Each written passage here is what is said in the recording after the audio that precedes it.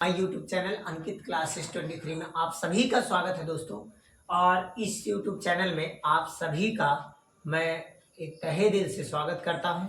और आप लोग ढेर सारा स्नेह और प्रेम एक छोटा सा सब्सक्राइब करके आप लोग करते रहिए, क्योंकि जैसे एक शरीर में एक बड़ी से बड़ी घाव एक छोटी सी दवा से ठीक हो जाती है, वैसे आपका छोटा सा सब्सक्राइब मेरे मन और मेरे दिमाग को जीत लेता है और मेरी मनोकामनाओं को बढ़ा देता है, जिससे मैं अच्छे से अच्छे कंटेंट आपके पास लेकर आऊँगा।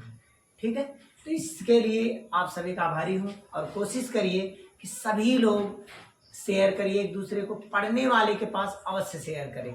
ठीक है, तो आते हैं देर ना करते हुए टॉपिक पर। दिया गया है कि मोल प्रभाज, मोल अंश, मोल भिन्न, मोल फ्रैक्शन बोर्ड एग्जाम में कई बार आते हैं। इस पर जरूर यूपी बोर्ड 2024 में देखने को क्वेश्चन मिलता है कि मोल अंश क्या है, या मोल भिन्न क्या है, या मोल फ्रैक्शन क्या है, या मोल प्रभाज क्या है। तो इस टाइप में से कोई भी हेडिंग आपको मिल सकता है, इसलिए मैंने कई हेडिंग बता दिया। चाहे मोल भिन्न आएगा, चाहे मोल प्रभाज आए, चाहे मोल अंश आए, चाहे मोल फ्रैक्शन आए, सब एक ही चीज है। ठीक है, और उसकी डिफिनीशन क्या होती है कि विलयन के किसी घटक में उपस्थित विलेय के मोलों की संख्या और विलयन में उपस्थित उसके सभी घटक के मोलों की संख्या का जो अनुपात होता है उसे मोल प्रभाज कहते हैं।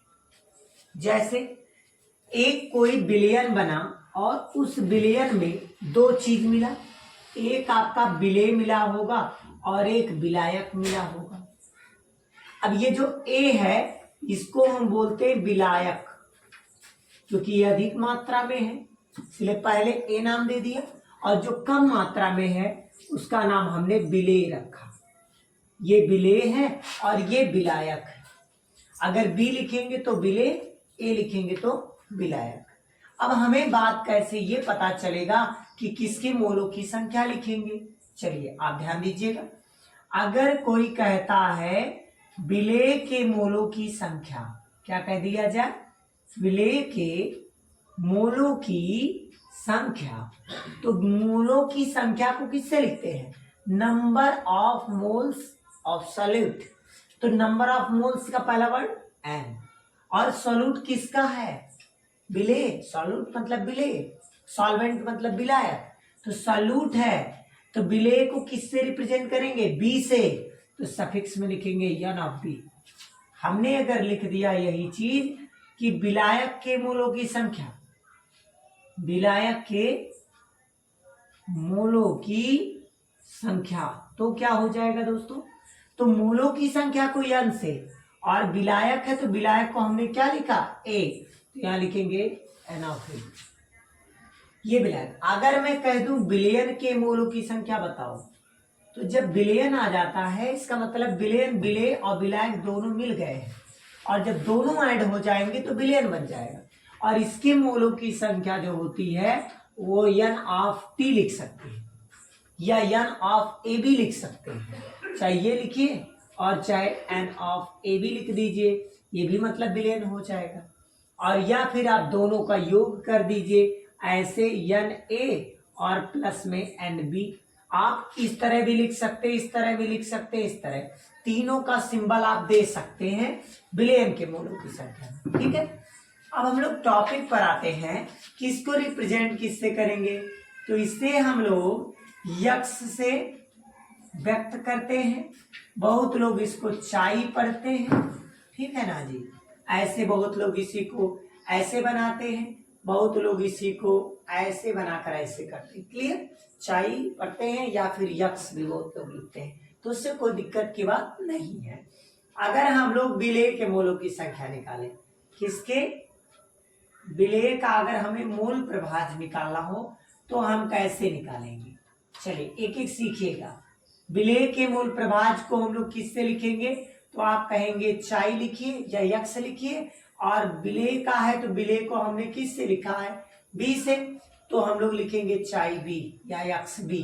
ठीक, अब विलेय के अगर मोल प्रभाज निकालेंगे तो विलेय के मोलों की संख्या होगी और बटे विलयन का आयतन होगा। अब विलयन का आयतन क्या है, एन ए और प्लस में एन बी। ठीक है, अगर विलायक के मोलों की संख्या और विलेय के मोलों की संख्याओं का योग कर दें तो विलयन के मोलों की संख्या निकल जाएगी। ये हमने किसका मोल प्रभाज निकाल लिया? विलेय के। अगर मुझे विलायक का मोल प्रभाज निकालना हो, किसका निकालना हो? विलायक का मोल प्रभाज निकालो। तब दोस्तों क्या करते हैं, अगर विलायक का मोल प्रभाज निकालना है तो विलायक के मोल प्रभाज को हम लोग चाई ए से लिखते हैं, और जब यहाँ यक से या चाई हो जाएगा तो यहाँ एन ऑफ ए हो जाएगा, और यहाँ हो जाएगा N of A plus N of B.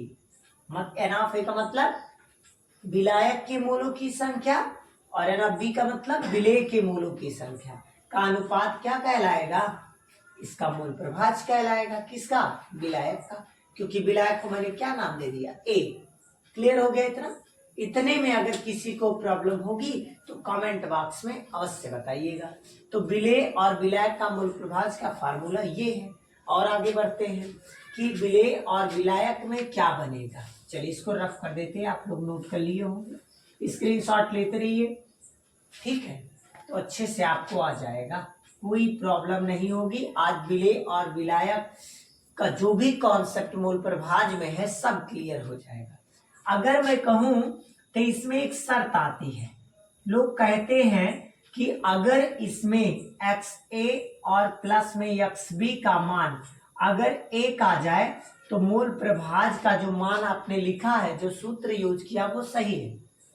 तो कभी कभी ये सिद्ध करने के लिए दे दिया जाता है। तो ये लेफ्ट हैंड साइड को आप उठाइए, लेफ्ट हैंड साइड मतलब बाएं पक्ष को उठाइए, और चाहिए का मान आपने निकाला, देखिए ये है, पुट कर दीजिए तो क्या हो जाएगा? एन ऑफ ए और बटे n of A plus N of B, और प्लस लगाइए, चाई बी का मान आपको दिया गया है, ये पुट कर लीजिए एन बी अपान में एन ए प्लस में एन बी।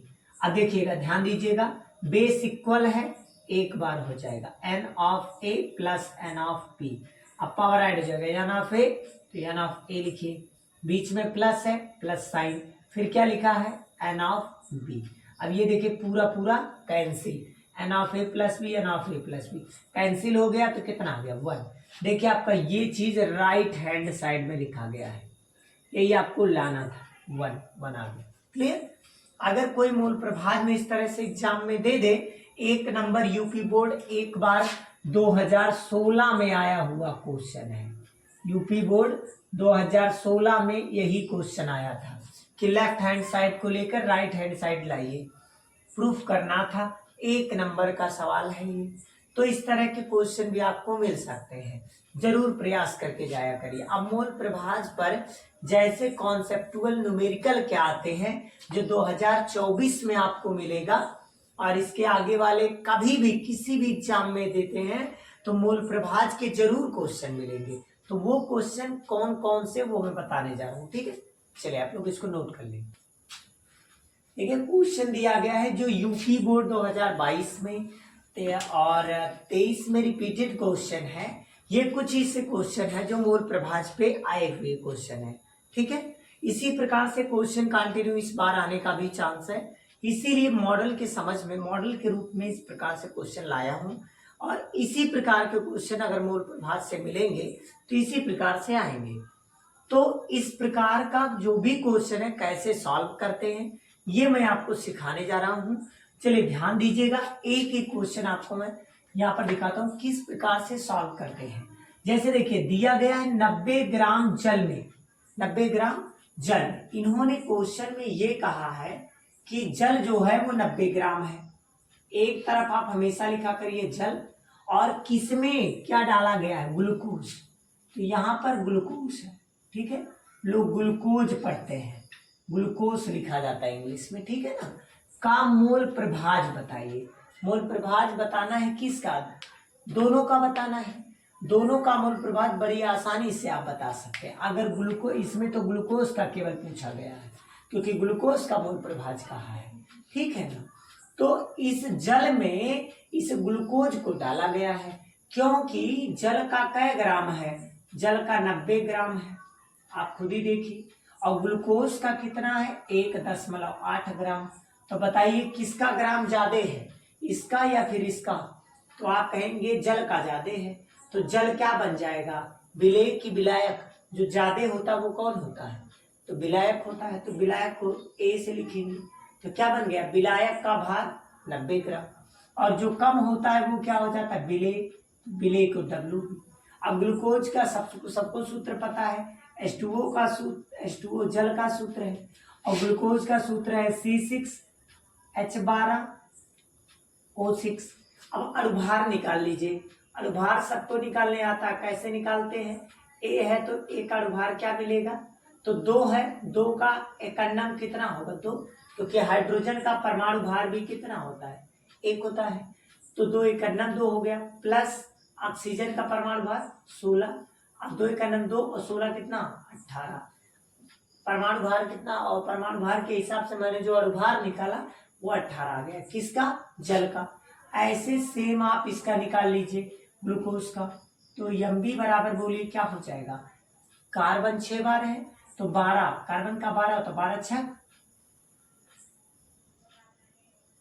72, और प्लस में 12 एकन्नम 12, और ऑक्सीजन का होता है 16, 16 छक 96, बोला करिए, 2 2 4 और 6 4 10 का 0, हाथ से लगा 1 10 11 और 11 और 7 18, 180 आ गया। अब हमें इनमें मोलों की संख्या आसानी से निकाल सकते हैं, तो इसमें मोलों की संख्या किसकी आएगी, Na, विलायक के मोलों की संख्या क्या होता है, विलायक का भार और बट्टे विलायक का अणुभार, तो बताइए इतना तो सबको निकालने आ गया होगा।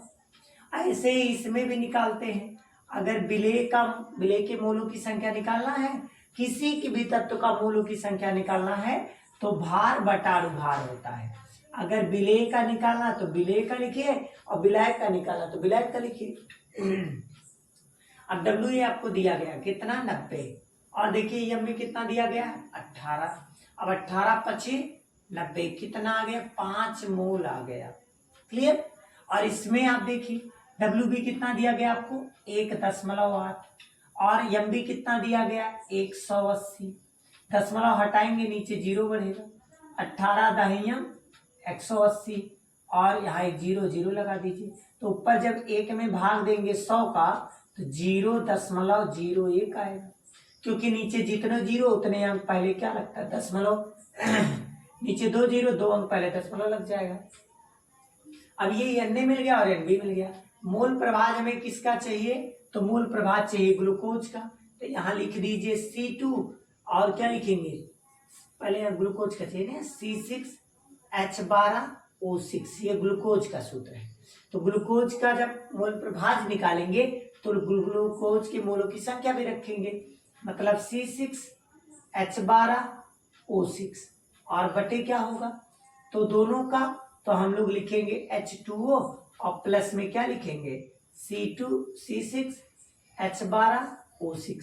अब देखिए यहाँ पर वैल्यू पुट कर लीजिए, इसका मान आपने निकाला कितना आया, देखिए ग्लूकोज वाले का, ग्लूकोज का कितना निकाले मोलों की संख्या 0.01 बटे, देखिए H2O का कितना निकाले हैं 5, और इसका आपने कितना निकाला है 0.01, जब आप इसमें ऐड करेंगे तो आ जाएगा 0.01, और इसमें जोड़ेंगे तो दशमलव के पहले जुड़ेगा ना, क्योंकि 5 के बाद दशमलव लगा के 0 बढ़ा सकते हैं, ऐसे हम लोग लिख सकते हैं 5.000, तो 0.01 करेंगे तो क्या आएगा 1 0 और 5.01, तो यहाँ लिखेंगे 5.0, दशमलव जब यहाँ से हटाएंगे तो यहाँ से भी हट जाएगा, तो हम लोग क्या लिख सकते हैं, जब हट जाएगा तो हम यहाँ पर लिख देते हैं, उसका आप भाग देंगे जब तो क्या हो जाएगा देखिएगा, दशमलव दशमलव से हट जाएगा, 2 अंक दशमलव यहाँ तो 2 अंक दशमलव यहाँ से हट गया, ऊपर बचा 1 नीचे बचा 501, एक में अगर आप 501 का जब भाग दे देंगे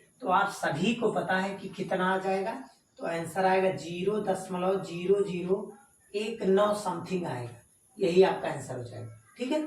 तो पहले क्वेश्चन में किसी को समस्या हो तो बताएंगे कमेंट बॉक्स में, क्लियर। चलिए क्वेश्चन नंबर 2 आते हैं, क्वेश्चन नंबर 2 क्या दिया गया, फिर ध्यान दें, स्प्रिट के नमूने में क्या है, स्प्रिट के नमूने में इथेनॉल, तो जिसको कहेगा पहले का आ गया एथेनॉल। अब एथेनॉल को कहाँ डाला गया है? तो एथेनॉल को डाला जाएगा वाटर में, मतलब जल में, ठीक है, या इसमें डाला गया है इसको। तो अभी देखेंगे, अभी जैसा वेट मिलेगा उसी के अकॉर्डिंग करेंगे। अब हम लोगों को पहचान पहले करना होता क्या दिया है, तो 90% W/W, मतलब द्रव्यमान प्रतिशतता हमको दे दिया गया है 90%। अच्छा, W/W का परसेंटेज का मतलब आप समझते हैं ना, W/W परसेंटेज का मतलब 90%, मतलब परसेंट माने 1/100। तो 100 कहाँ आ जाएगा? नीचे आ जाएगा भाई, 100 से भाग देंगे, परसेंटेज हट जाएगा। अब 90/100 का मतलब हो गया कि है जो ऊपरा वाला है ये बिले है, क्या है? बिले, और नीचे वाला बिलियन है। तो आप बिले और विलय का आसानी से पहचान सकते हैं। तो देख लीजिए कौन कितना ग्राम है। तो एथेनॉल जो है, एथेनॉल का सूत्र क्या होता है? C2H5OH, इसको एथेनॉल कहते हैं। और जल का सूत्र होता है H2O। अब देखिए इसको हम रखेंगे तो इसका द्रव्यमान क्या मिलेगा? C2H5OH का द्रव्यमान कितना दिया गया है? 90 ग्राम। ये आपको कितना मिल गया? 90 ग्राम, क्योंकि यह द्रव्यमान है ना, भार है ना। अगर W है तो भार, तो द्रव्यमान समझेगा। V/V लिखा होता है तो मिलीलीटर या लीटर में लिखते हैं। अब यहाँ पर क्या देखेंगे, इसके लिए अगर हम भार चेक करें तो क्या मिलेगा? H2O का। तो आप कहेंगे पूरा आपका बिलियन 100% है, और जिसमें से 90 अगर हम निकाल दें तो कितना बचेगा? तो 100 में से आप 90 घटा लीजिए, जो बचेगा इसका हो जाएगा। तो 100 में से 90 गया, कितना बचा? 10 ग्राम इसका। अब हमें अणुभार निकालना है। अणुभार इसका निकालने सबको आता है। अणुभार कैसे निकलेगा? यहाँ हम लोग क्या कर दे रहे हैं? C2H5OH नाम ही लिख दे रहे हैं। क्लियर? अब देखिए 2 का 12 दूनी 24, और प्लस कर लीजिए 5 एकन्नम 5, ऑक्सीजन का 16, हाइड्रोजन का 1, सब जोड़ लीजिए 5 6 1 7 7 5 12, 12 और 4 16 का 6, हंसी लगा 1 2 और 2 कितना गए? 46। ऐसे इसका आप अणुभार निकाल लेंगे तो क्या होगा? 2 एकन्नम 2 और प्लस में 16, 16 और 2 18। अब मोलों की संख्या आप आसानी से निकाल सकते हैं, डायरेक्ट रख के देख लीजिए। किसका मोल प्रभाज निकालना है? तो आपको मोल प्रभाज निकालना इथेनॉल का। तो इथेनॉल यहाँ लिख दीजिए C2H5OH बराबर। अब विलेय के, अब इसी का तो मोलों की संख्या रखेंगे, तो इसके मोलों की संख्या क्या होगा? NC2H5OH, और बट्टे में क्या होगा? NC2H5OH और प्लस में H2O। अब हमको पता है कि इसका मान हमें नहीं पता, तो इसके मोलों की संख्या का सूत्र क्या होता है? भार बटे अणुभार। अब इसका भार बटे अणुभार करेंगे तो इसका देखिए C2H5 भार कितना है? तो आप कहेंगे 90, अणुभार कितना है? 46। अब टोटल का बट्टे कर लीजिए, इसका बताइए कितना? इसका भी वही चीज होगा 90/46, प्लस है प्लस लगाइए। जल का निकालेंगे भार बटा अणुभार। भार कितना दिया है? 10 ग्राम। अणुभार कितना है? 18। अब डिवाइड करेंगे जब आप इसको सॉल्व करके तो 90/46 है। अच्छा, 90 में अगर हम 46 का भाग दें तो कितना आता है? 1.956 आएगा। ठीक है, भाग देने के उपरांत। और अगर 90 में 46 का फिर भाग देंगे तो वही कंडीशन फिर आ जाएगा 1.956 प्लस, अगर 10 में आप 18 से डिवाइड करते हैं तो 0.55 समथिंग जाएगा। ठीक है, और अगर आप इसको जब जोड़ लेंगे तो आपका आंसर कितना हो जाएगा? 1.956 बटे में जोड़ेंगे जब आप इसको पूरा जोड़ लेंगे तो 2.511 समथिंग जाएगा। और जब इसको भाग देंगे तो आपका अप्रॉक्सीमेट जाएगा 0.779। यही आंसर आ जाएगा 0.779। इसका आंसर होगा क्वेश्चन नंबर दूसरे का। इस टाइप से क्वेश्चन लगाते हैं। क्वेश्चन नंबर 3 जो है, अब क्वेश्चन नंबर 3 में देखिए, ये कई सेटों में पूछा गया, 2016 18 19 22 कई सेटों में आया हुआ क्वेश्चन है। ध्यान देंगे, केवल बोर्ड लेवल ही क्वेश्चन ज्यादातर करवा रहे हैं। ठीक है, और किसी भी कंपटीशन में आप जाएंगे, किसी में अगर मोल प्रभाज से रिलेटेड क्वेश्चन आता है तो इसी टाइप से आप सॉल्व करेंगे। ठीक है, देखिए अब क्वेश्चन पढ़िए क्या लिखा है, आप भी पढ़िए। जल में एथिल एल्कोहल, आप भी जब मेरे साथ साथ पढ़ेंगे तब सीखेंगे। जल में क्या है, एथिल एल्कोहल का 1 बिलियन भारानुसार, मतलब W/W%, इन्होंने खुद बता दिया कि जो भारानुसार माने W/W% आपको दे दिया है 46%। क्लियर। अब ये W/W दे दिया है, और 46% जब हम लोग हटाते हैं तो 46/100 होगा। अब इसमें पता चल गया कि बिले ये है और बिलियन ये है। अब हम लोग एक चीज जानते हैं, लेकिन अभी पढ़ लेते हैं। बिलियन में एथिल एल्कोहल तथा जल के मूल प्रभाज की गणना कीजिए। मतलब दोनों का पूछा गया, जल का भी और किसका, एल्कोहल का भी। अब देखिए दोनों का अगर हमें बताना है तो एक तरफ आप लिखिए जल और एक तरफ बनाया करिए एल्कोहल।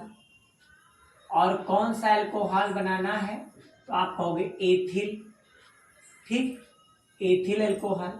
अब एथिल एल्कोहल का मतलब ये हो गया C2H5OH, इसी को कहते हैं, क्योंकि 2 कार्बन है तो मेथ एथ, इसीलिए इसका नाम है एथिल। और इसको OH जुड़ जाए तो समझ जाओ हाल बने, आल जुड़ेगा तो एल्कोहल, तो एथिल एल्कोहल, ठीक है। और इसका क्या बनेगा, जल का सूत्र आप जानते हैं क्या होता है, H2O, ठीक। अब आपको भार निकाल लेंगे। भार कैसे निकालेंगे, 46% क्या है इसमें, तो 46% इसमें देखिए वैल्यू दे दिया गया है। क्या दिया गया है, अब आप ध्यान देंगे, पहले क्वेश्चन पढ़िए। जैसे देखिए यहाँ पर आपको कंफ्यूजिंग नहीं होना चाहिए, हमेशा दिमाग में रखो कि किसका कहा है, तो नाम भी लिखा, देखो एल्कोहल का 1 बिलियन भारानुसार में 46% है, तो 46% किसका कहा भाई, एल्कोहल का कहा ना, तो एल्कोहल का 46%, मतलब इसमें परसेंट का मतलब बटा 100, तो 46 ग्राम जो आ गया है एल्कोहल का है, तो एल्कोहल का C2H5OH बराबर 46 ग्राम। अणुभार आपको निकालने आता है, कैसे निकालते हैं अणुभार, चलिए हम सिखाते हैं आपको। 2 का 12 में गुणा करें, क्योंकि इसका परमाणु भार पता होना चाहिए, कार्बन का, हाइड्रोजन का, ऑक्सीजन का, हाइड्रोजन का। कार्बन का 12 होता है, हाइड्रोजन का 1 होता है, ऑक्सीजन का 16 होता है, हाइड्रोजन का भी 1। जो ऐसे लिखा रहता है ऊपर ऐसे, तो जो ये ऊपर लिखा है यही परमाणु भार होता है, ठीक है, तब तुम्हें आप देख सकते हैं। तो ये 12 12 दूनी 24 हो जाएगा, प्लस 5 का नाम 5 हो जाएगा, प्लस ऑक्सीजन का 16 और हाइड्रोजन का 1, सब जोड़ लेंगे तो कितना हो जाएगा, 6 1 7 5 12 12 4 16 का 6, हंसे लगा 1 2 और 2 4, आ गया 46। अब विलेय के मोलों की संख्या आप आसानी से निकाल सकते हैं, कैसे निकालेंगे, भार बटा अणुभार। तो देखिए C2H5OH बराबर क्या होगा, भार बटे अणुभार, तो भार लिखिए, इसका भार कितना दिया गया 46, और अणुभार कितना निकाले वो भी 46, 46 से 46 कट गया, कितना आ गया 1 मोल आ गया, कितना है 1 मोल। मात्रक जरूर लिखते चलेंगे। इसका अगर हमें भार निकालना हो तो क्या करें, H2O का यहाँ लिख दीजिए H2O, तो आप जानते टोटल 100 है और उसमें 46 यूज हो गया है, तो 100 में से अगर हम 46 घटा ले तो हमको पता चल जाएगा, 100 में से जब 46 घटाएंगे तो कितना बचेगा, 54 बचेगा। 54 ग्राम ये आपका क्या आ गया, भार आ गया जल का। अब हमें अणुभार निकालना है किसका, जल का, तो 2 एकन्नम 2 और ऑक्सीजन का 16 और 16 और 2 18। अब हमें मोलों की संख्या निकालनी किसकी, वाटर की, तो भार बटा अणुभार, भार कितना है 54, अणुभार कितना 18, 18 3 54, 3 मोल ये आ गए, 3 मोल जल के हैं और इथेनॉल क्या 1 मोल है। अगर हम निकालें क्या मोल प्रभाज, किसका मोल प्रभाज पहले निकालेंगे, पहले हम लोग किसी एक का निकाल लीजिए, मान लीजिए हम निकाल ले रहे पहले C2H5OH का, ठीक है, C2H5OH का, तो क्या होगा इसमें N है, तो N का मान आपको पता है C2H5 और OH बटे कर लेंगे किसका H2O प्लस में C2H5OH, क्योंकि जिसका मोल प्रभाज पूछे उसके मोलों की संख्या रखिए और बटे में कुल मोलों की संख्या रख लीजिए, आंसर आ जाएगा। अब देखिए इसमें मान क्या आप रखेंगे, इसका मान आप निकाले हैं 1 बटे H2O का मोलों की संख्या कितनी 3 और इसके मोलों की संख्या 1, तो 3 और 1 4, तो 1 बटा का आ गया 4, ये मोल प्रभाज आ गया। क्लियर। और यहाँ मात्रक कुछ नहीं होता क्योंकि इसका मात्रक कैंसिल हो जाएगा। ठीक है, मूल प्रभाज में मात्रक मत लिखिएगा। और अगर हमें ये पता चल गया तो मैंने एक सूत्र सिद्ध कराया था, यक्स ए प्लस यक्स बी बराबर 1। अगर मुझे यक्स बी चाहिए तो मुझे क्या करना चाहिए, 1 को रोक लेना चाहिए, 1 ऑटोमेटिक निकल जाएगा, 1 में से घटा लीजिए, ऑटोमेटिक वो संख्या पता चल जाएगी। तो वैसे हम लोगों को अगर H2O का मूल प्रभाज चाहिए तो बार बार इतना लंबा कैलकुलेशन नहीं करेंगे, 1 में से जो वैल्यू रहेगी उसको घटा लेंगे। तो 4 एकन्नम 4 और 4 में से 1 गया तो 3 और बट्टे में 4, ये आ जाएगा। जल का मूल प्रभाज है और मूलों की संख्या आ गया, जल का मूलों की संख्या तो निकल चुका है, मूल प्रभाज। ठीक है, जल का मूल प्रभाज ये है और इसका मूल प्रभाज हमने निकाल लिया 1/4, इथेनॉल का 1/4 और जल का 3/4।